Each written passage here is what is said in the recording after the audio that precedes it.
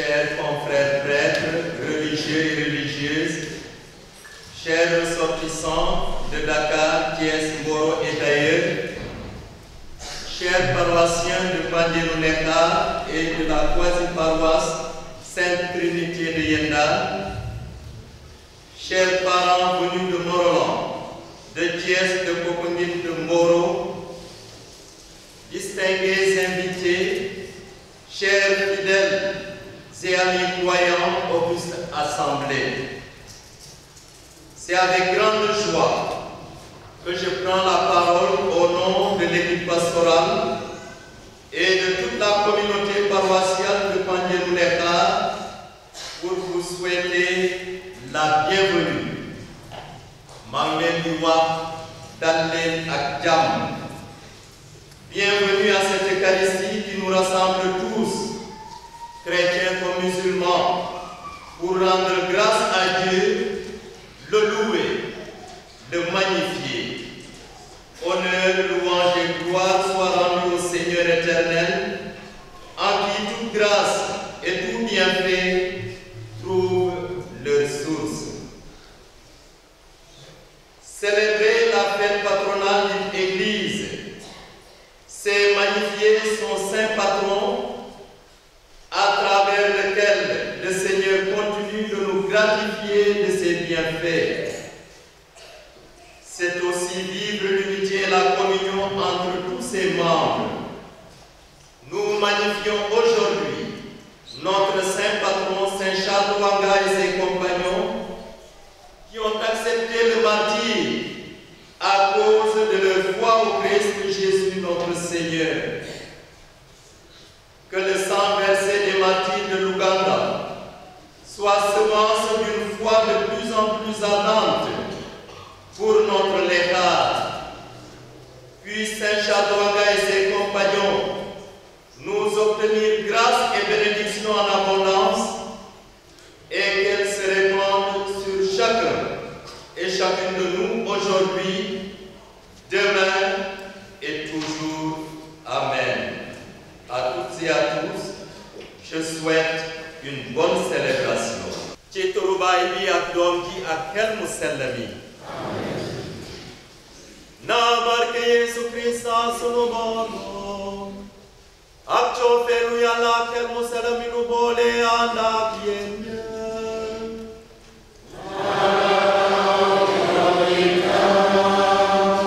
Alors aujourd'hui, c'est la fête patronale de la paroisse Saint-Charles-Ouanga de Pandienou-Lékhar et en même temps, j'allais dire une fête de mes 25 ans de sacerdoce.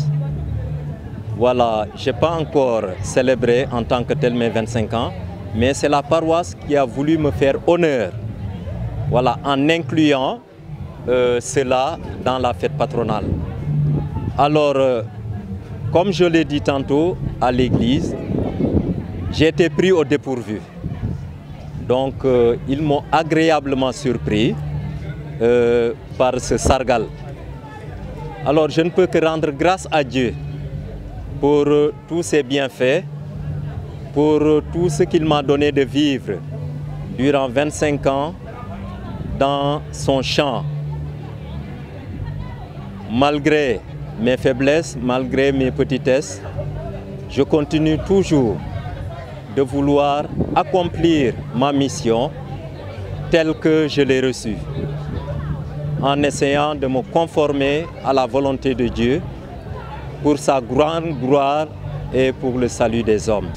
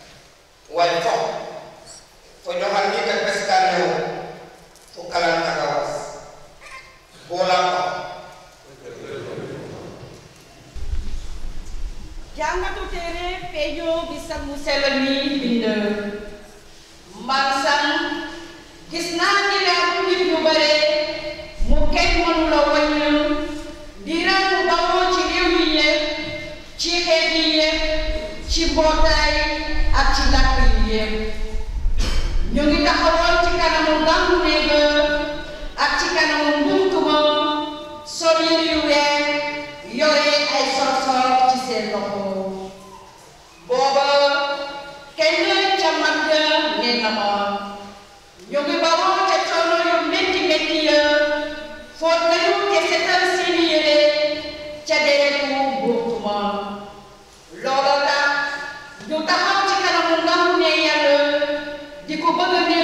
bëccëg ci biir jàngoom te ki toog ci nangu ne bi dina dëkk si ak ñoom duñu xiifati mukk duñu marati mukk tàngooru naaj bi du leen sonalati mukk ndege bunt bi taxaw ci diggu ngaamu ne bi mooy dooli seen sàmmkat ngir mu yóbbu leen ca ndoxu teenu dund bi te yàlla dina fomp bépp rongoñ ci seen bët baatu borom bi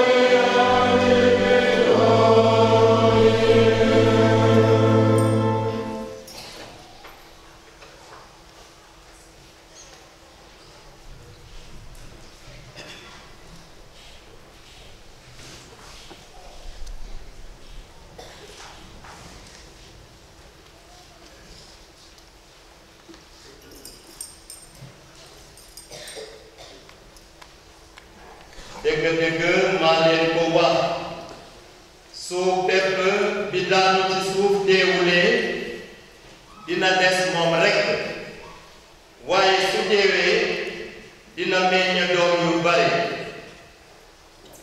ku bëgg sa dundu bakkan dinga ko ñàkk te ku nangu ñàkk sa bakkan ci àdduna si lee dinga ko jotati ca dund ga dul jeex ku ma bëgg a néegu nanga ma topp te fu ma mënta nekk foofu it su ma bëgg a néeg dina fa nekk ku ma bëgg a néegu su ma baay dina ko teral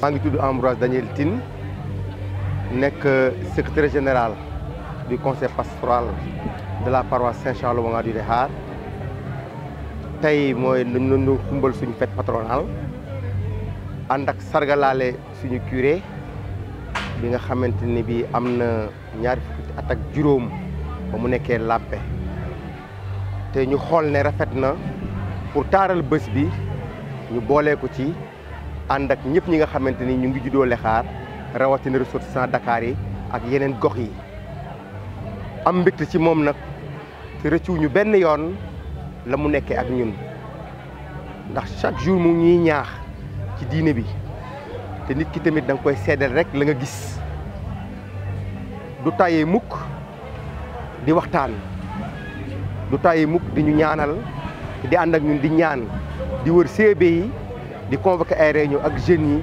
femmes catholiques yi président yi nga xamante ni am nañu ndombal tànk ci paroisse bi pour mu leen di jéem a expliquer ku ci ne lan mooy sa rôle ndax jàngu bi ñu ngi dans la synodalité ku ci ne da cee war a dugal loxoom te moom mu ngi koy def feetu Saint-Charles bi nag ñu ngi koy def tey mais le 3 juin mais la mu tombee tax mu jege Popenguine moo tax ba ñu ñaan monseigneur mu may ñu ba ñu mën koo def tey monseigneur André Guèye mi nga xam ne moo nekk archevêque bu Dakar ñu ngi koy ñaanal fa mu ne tamit voilà mu mën a accomplir mission am te mënuma tamit wax ci suñu curé sa wax ñu mu liggéeyal di abbé Henri Sy ak abbé Toby Badiane bi nga xamante ni moo nekk administrateur quasi paroisse Sainte Trinité da Yendaan ñoom ñoo fi nekkoon ñoo dooroon lépp moo taxit ñoom ñëpp ñu ngi leen di gërëm di leen sant di gërëm tamit paroissiens yi ndax dañu ne jiite ñu woo leen tamit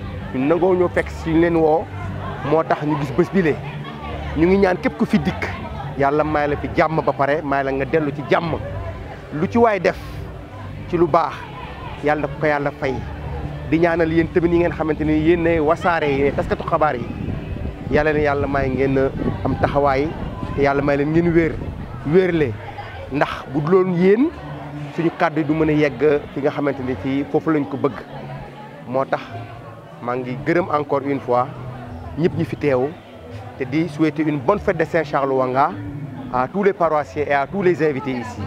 Merci et vraiment un merci très chaleureux à tout le monde. Frères et sœurs, avec toute la communauté chrétienne de Pandje-Noulékhare, nous célébrons la fête de Saint-Charles Wanga et ses compagnons. Cette fête nous donne l'occasion d'honorer notre saint patron et ses compagnons martyrs. Quand nous parlons de martyrs, nous pensons à ceux et celles-là qui ont versé leur sang à cause de leur foi en Jésus-Christ. Mais 5 choses caractérisent le martyr: la foi, la fidélité, l'amour, le courage et la sainteté. Chrétien sumay mbokk bu ñu waxee martyr dañuy xalaat ci góor ak jigéen yi nga xam ne tuur nañu seen deret ndegee seen jëm ci Yeesu Krista waaye juróom yi lee ñoom lañu mën a ràññee ci ki di martyr moo di ngëm gi, takkute bi, coofeel gi, njàmbaar ak sellaay. Et tout cela pour une vie meilleure. C'est justement à cette vie que Dieu nous appelle. C'est bien ce qui naît en nous après avoir entendu les diverses lectures de la liturgie de ce dimanche. Dans le livre des Maccabées que nous avons entendu en première lecture, une mère et ses 7 enfants résistent à un roi qui veut les forcer à violer les lois de la tradition juive. Ils sont torturés et mis à mort, ce qui ne les empêche pas d'invectiver leur bourreau et de proclamer leur foi. ci jàngatu njiitu bi benn ndey ak juróom-ñaari doomam nangu nañu dee ndax bañ a fànk yëgle yoon wi naka noonu toroxal nañu leen ba ñu rey leen. En respectant les lois transmises par leur père, ils disent leur totale confiance en le Dieu qui est vie. naka noonu dañu wane seen takkute ci seen baati maam. Quand l'un s'écrie, c'est du ciel que je tiens ses membres, mais à cause de ses lois, je les méprise, et c'est par lui que j'espère les retrouver. L'autre déclare à son meurtrier, mieux vaut mourir par la main des hommes quand on entend la résurrection promise par Dieu, tandis que toi, tu ne connaîtras pas la résurrection pour la vie. Le récit du livre des Maccabées, qui se situe dans le contexte d'une sanglante persécution, est une radicale affirmation. Le Dieu créateur ne manque jamais à son œuvre de création et son acte de création se poursuit en chacun des vivants jusqu'au-delà de leur mort. La mort biologique est certes une réalité, mais cette réalité n'anéantit pas la vie que Dieu ne cesse de donner. Deewu yaram lu am la waaye loolu terewul Yàlla di mëkkali mbëggeelam di ñu may dund gi ba ca gannaaw dee. En d'autres termes, notre vie ne se réduit pas à notre seule existence biologique. Le Créateur œuvre en nous jusqu'au-delà de notre mort. Alors, comment cela se fait-il? La réponse nous est donnée dans notre rapport à celui que Saint Paul, dans l'Épître aux Colossiens, qualifie de premier-né d'entre les morts, c'est-à-dire Jésus-Christ. Tout cela, on le voit dans l'église ougandaise, encore toute jeune, évangélisée par les pères blancs depuis à peine 10 ans grâce à l'appui du roi. Mais le roi était mort et son successeur était un homme sans moralité et tyrannique. Il avait renvoyé les pères blancs des missions étrangères. Certains de ses pages refusaient de se plier à ses désirs contre nature sous prétexte que leur baptême leur faisait un devoir de rester pur. Li dal juróom-ñaari doom yooyu le ak seen ndey moo dal itam Charles Wanga ak i àndaleen. Ndege ki wuutu buur ba ca jamono jooja def leen bëgg def loo xam ne daganul. Ñoom ñu bañ ndax seen takkute ci Yesu Krista ndaxte seen gëm. Le roi fit arrêter 2 de ses pages qui étaient chrétiens, catholiques et protestants avec le meneur Charles Wanga. Ils furent longuement torturés, mais sans qu'on pût les forcer à renier leur baptême. Donc lépp li leen def ne ki toroxal loolu taxul ñoom ñu xàccee ak seen baptisé.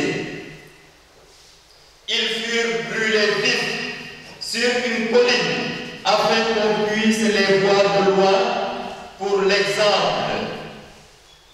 Dañ leen lakk ci ab tàngoor ndax bu ñu gisee niñ leen lakkee ñu yokki ñu bañ a gëm ñu dummoyu Yesu Krista.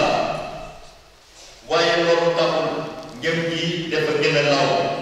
Un an plus tard, le nombre des baptisés et des catéchumènes avait plus que triplé, signe de la fécondité de leur martyre.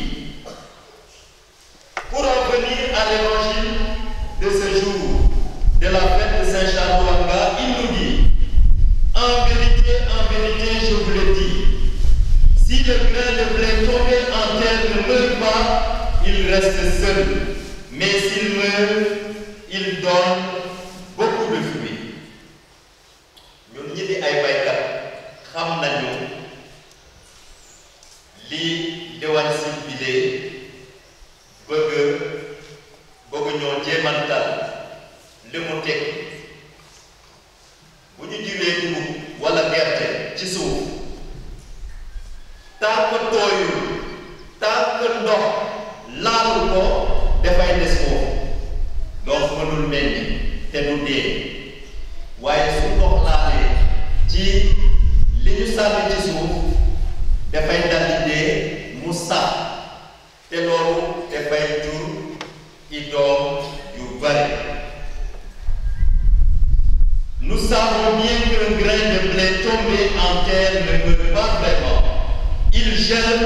et se transforme, mais l'image de l'enterrement du grain de blé est très suggestive. On peut imaginer l'histoire du petit grain de blé racontée aux enfants. Je vais vous le raconter. Je vais vous la raconter. Le petit grain de blé était bien au chaud avec tous ses copains grains de blé. Il était bien au sec dans un grenier. Et un jour d'hiver, on lui dit, maintenant, on va te sortir du grenier et on va te jeter en terre. Tu seras tout seul sous la terre, sans tes copains. Tu seras dans le froid et l'humidité, et au printemps, tu seras méconnaissable. Mais à la place, il y aura une belle plante avec des feuilles, des tiges et des épis portant une multitude de grains de blé. Si le grain de blé répond, non, non, pitié, je ne veux pas mourir, il aura tout raté. Il sera juste bon à faire de la farine. S'il dit d'accord, je veux bien donner ma vie, il sera démultiplié. Il deviendra des épis et des grains en quantité. Peuple dugub, bu deewee dafay meññe, bu meññee dina focc te dina doon dugub ju bare. Dans cette parabole, Jésus est le grain de blé. Il est prêt à donner sa vie pour que les péchés des hommes soient pardonnés et qu'ils parviennent à la vie éternelle. Ci leebaatu bi lee Yeesu Krista ci boppam moo di jiw pare na ngir joxe bakkanam ngir mu dee ngir sunuy baakaar naka noonu ñu mën a jot ca dundagalu jekk. Mais le grain de blé, c'est aussi chacun de nous. Ku nekk ci ñun ab jiw la. Le disciple n'est pas plus grand que son maître. Il doit marcher à sa suite. On ne peut pas être disciple du Christ sans rien donner et sans renoncer à rien. Bu ñu bëggee nekk taalibe Krista war nañu xañ suñu bopp yenn yi. Ni Krista xañee boppam lu bare ngir immolalam ngir ñun. Il faut évidemment renoncer au mal dans un monde qui a d'autres idées sur ce qui est bien ou mal et qui ne supporte pas que l'Église, l'Évangile condamne quoi que ce soit. Il faut également donner, ou bien donner de l'amour, ou bien donner par amour, ce qui est la source des plus grands bonheurs, mais peut aussi conduire au don de soi. On ne peut pas se contenter d'aimer lorsque l'amour est un bonheur et refuser d'aimer quand l'amour devient un don de soi. Un tel amour serait illusoire toute la vie. Ceux qui ont des enfants le savent et les couples dont l'amour a duré et grandi tout au long d'une vie le savent également. Leur amour a été à la fois bonheur et don de soi. Celui qui aime sa vie la perd. Celui qui se détache de sa vie en ce monde la gagne pour la vie éternelle. Ku bëgg dundam, ku bëgg ñàkk bakkanam, ku bëgg maye dundam, kooku lee dina ko jot ci ca dund ganu jekk. Jésus ne demande pas de haïr la vie, mais de haïr le mal qui est principe de mort. Yeesu waxuñu ñu bañ dund gi, waaye li mu ñu digal mooy ñu bañ lu bon li nga xam ne moo ñu yóbbee ci dee. croit aimer la vie alors qu'il fait le mal, détruit ce qui est en lui, capacité de vie éternelle. Et dans le Nouveau Testament, on a parfois traduit le mot métanoïa, conversion, par le mot pénitence. Il est vrai que toute conversion est difficile, et en ce sens est une pénitence. Mais la conversion est d'abord un acte d'amour. Tout Jefitofel.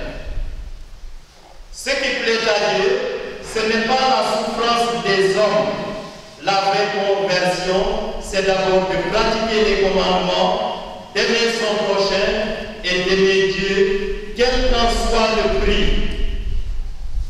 Tout monde dit top yebli. Tout monde dit sop samaron. Tout monde dit sop yalla.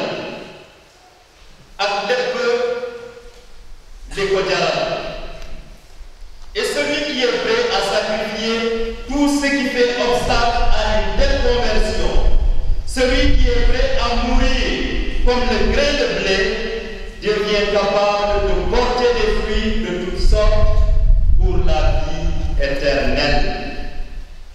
C'est cela que Saint Charles Wanga et ses compagnons ont vécu.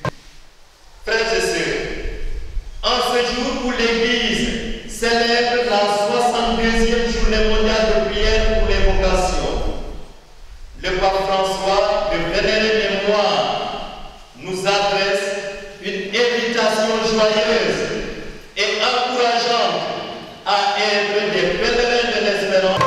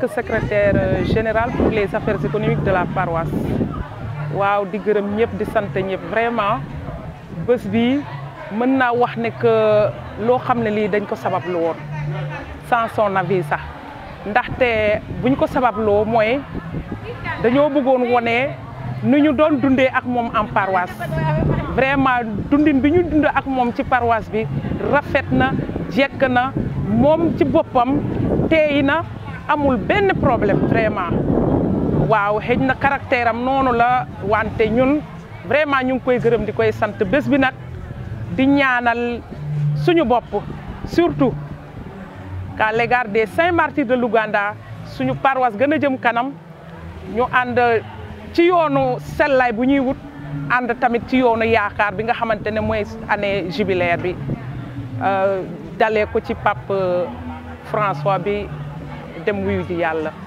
voilà vraiment bés bi moom na xumbute dagan comme ni ñu ko waxee rek merci beaucoup. Assemblée de Dieu brillante en cette église Saint-Charles-Wanga de Poigny-Léhar, chères autorités à vos titres et grades respectifs, bien-aimés pères curés avec Jean-Pierre Diop, chers vicaires avec Henri Sy, avec toute votre équipe, religieuse, un grand bonjour et bonne fête de la part de ressortissants. Merci aussi pour vos 25 ans de sacerdoce au service du peuple de Dieu, d'ici au Léhar et partout où vous êtes passés, pour annoncer la bonne nouvelle du Christ. Homme de paix, humble, généreux et très attentionné, nous vous confions à la miséricorde de Dieu, du Dieu vivant, que Maman Marie, Notre-Dame de Moran, vous couvre de son manteau maternel. Bon jubilé, bonne santé, alléluia. mbokk yi bala may tàmbali kàddu gi leen bëggoon naa leen gërëm yéen ñëpp waa paroisse bi ak ñëpp ñu ci jàpp bu ngeen ndax ñu mën a defal sunu curé àggale bu rafet a rafet bi di cosaanu Laala di saanu séeréer Laala un grand merci tàccu leen seen bopp.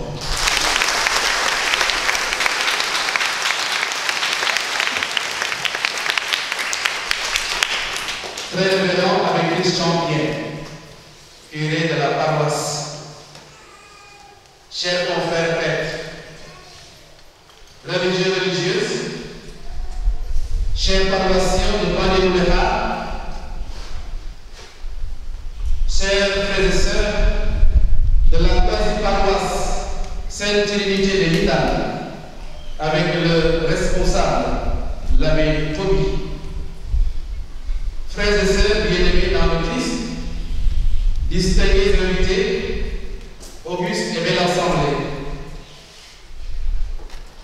En ce jour solennel, la paroisse Saint-Charles-Wanga et ses compagnons martyrs s'unissent dans une même ferveur pour élever vers le ciel un chant de louange et d'action de grâce. Nous célébrons la mémoire glorieuse de nos saints patrons, jeunes martyrs africains, consumés d'amour pour le Christ, qui ont préféré la mort à l'infidélité et dont le témoignage continue d'illuminer notre foi. Cette année, frères et sœurs, notre fête patronale prend un relief tout particulier. Elle s'inscrit dans le cadre béni de l'année jubilaire de l'espérance, proclamée pour raviver en Église la certitude que le Christ est vivant et agissant au cœur du monde. Ce même esprit d'espérance anime aujourd'hui encore notre joie, car nous avons l'immense grâce de rendre grâce au Seigneur, mais de célébrer aussi les 25 ans de sacerdoce de notre bien-aimé curé, le révérend avec Christian Pierre. 25 ans de don total, abandon confiant à la volonté de Dieu.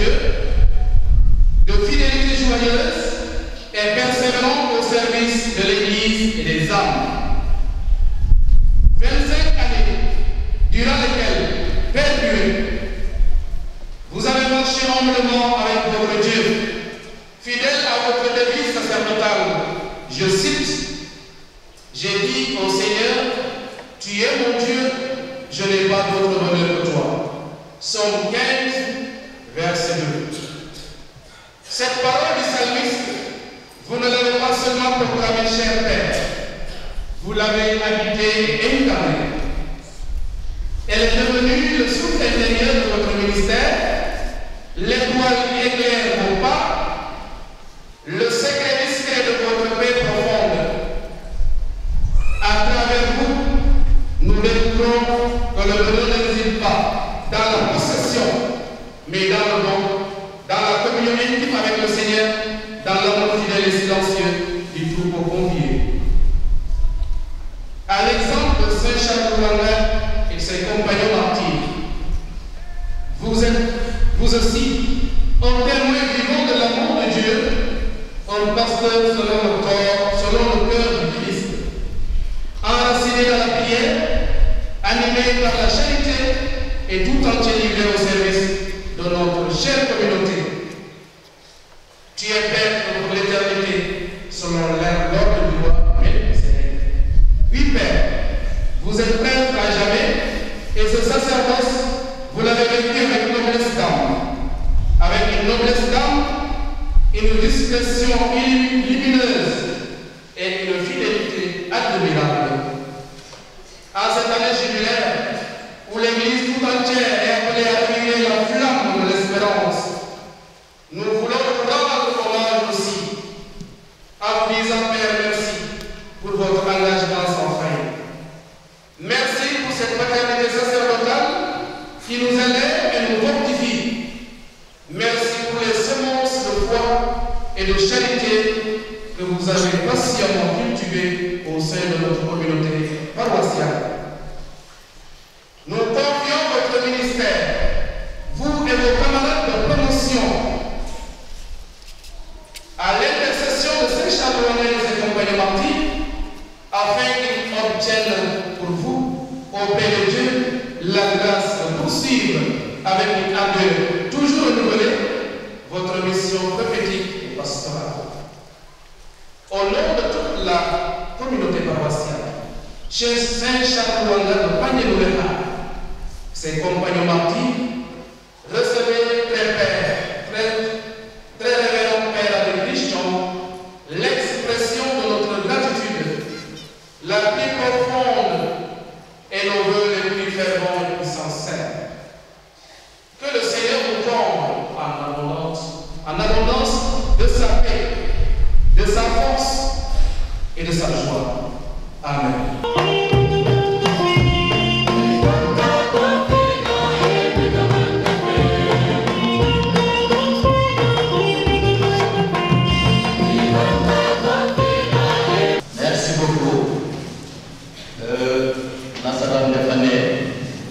Quand l'émotion nous gagne, les mots nous manquent.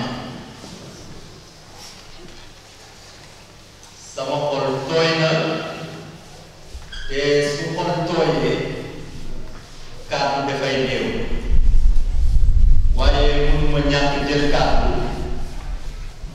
ndax gërëm leen ci teraanga bi ngeen ma defal tey wale baa teraanga bu ma bett maa ngi gërëm l'abbé yi fi teew. Merci beaucoup, chers confrères, d'être venus à la fête patronale, mais en même temps d'être venus pour se sargal. Nañ ko defee ci affiche bi képp ku ko gis ñu bari woon nañu ma ñu ne ma l'abbé yow noo mën a féete sa 25 ans te woowuñu ma ne déet du man may féete 25 ans mais dañ ma bëgg a sargal ci suma 25 ans yi parce que am naa 25 ans de sacerdoce le 18 décembre 2024 waaye féetee gu ma sama 25 ngeen ko yëg parce que il faut que ma waxtaan ak sama ñetti famille Morona Thiali ak Popenguine voilà bëggoon naa leeral loolu tuuti voilà maa ngi gërëm l'abbé yi fi dikk ndax bokk ak ñun ñaan bi de di sunu xewte jàngu di xewte bu mag xewte jàmm xewte bànneex xewte njaboot merci beaucoup cher confrère ma gën a gërëm l'abbé André Kapoutine di sama camarade de promotion dëkk Tamba doomu Lekar l'abbé André merci beaucoup keroog bi ma wooyee mu ne ma bon maa ngi xool su ma mënee ñëw rek dinaa ñëw yàlla def na mu ñëw merci beaucoup.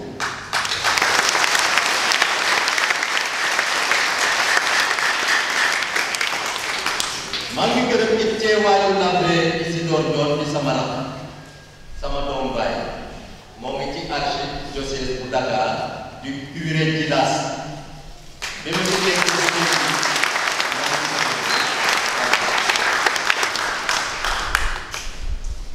di gërëm chorale bi di gërëm service d'ordre di gërëm lecteurs yi di gërëm ñëpp mbootaay chrétien mu Bandienu Lekar maa ngi leen di gërëm bépp ngërëm yem rawatina di gërëm ressortissants yi defal ngeen ma surprise man njort woon naa ne am na dañuy nas ci suuf mais leerul ci sama xel ba démb liñ ma defal fii tey ci suba niki cosaan bett na te lii leen def may fàttali sama bésu ordination bi may dugg église dama yoroon benn xeej boobu di wane ne man ci cosaanu góor laa ko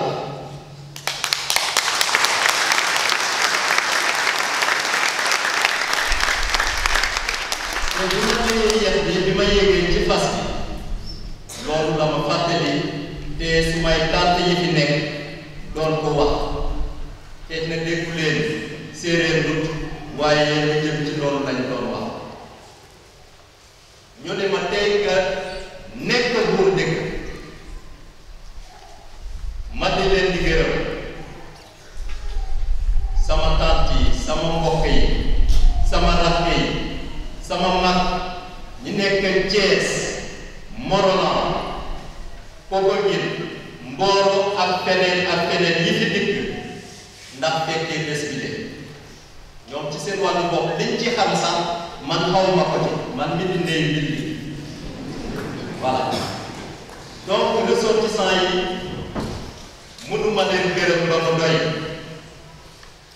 ndaxte gis naa ni ngeen soppee seen jàng te ku sopp jàngoo sopp itam illa benn gis nañu seen taxawaay ci jàng gis nañu ni ngeen mel ak ñoom ñetti illa benn yi nekk file ndax mën a mëttali sunu mission merci beaucoup pour la fraternité pour l'amitié pour la générosité agissante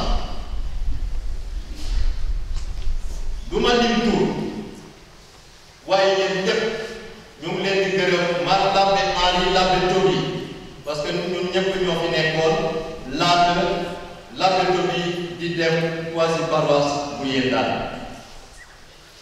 vraiment ñu ngi leen di gërëm dafi gërëm yem noo ngi gërëm xarit yi fi dikk noo ngi gërëm am di jàmm yi fi dikk ñoo ngi gërëm jegeñaale yi fi dikk ndax bés bi de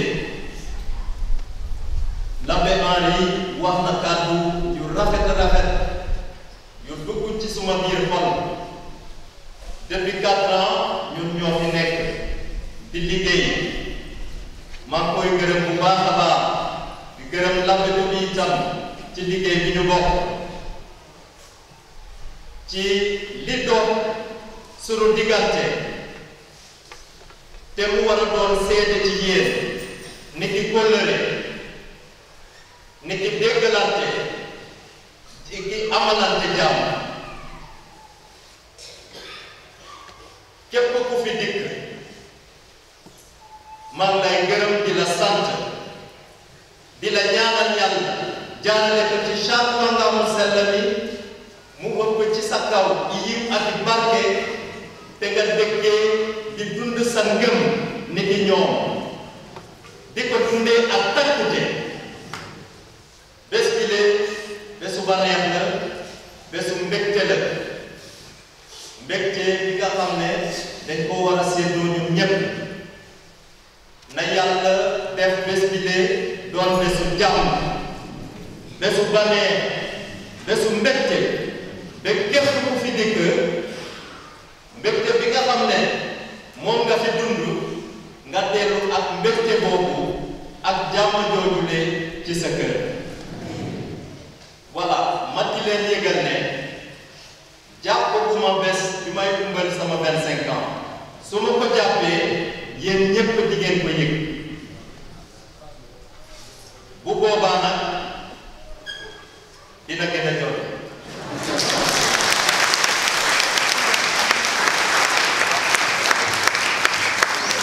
encore une fois maa ngi leen di gërëm yéen ñépp na bëccëg bi umb te dagal waaye na yéen merci.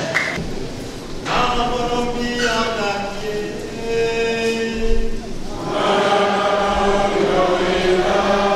na leen yàlla borom kattan barkeel baay bi ak doom ji ak xel mu sell bi yitteemi saay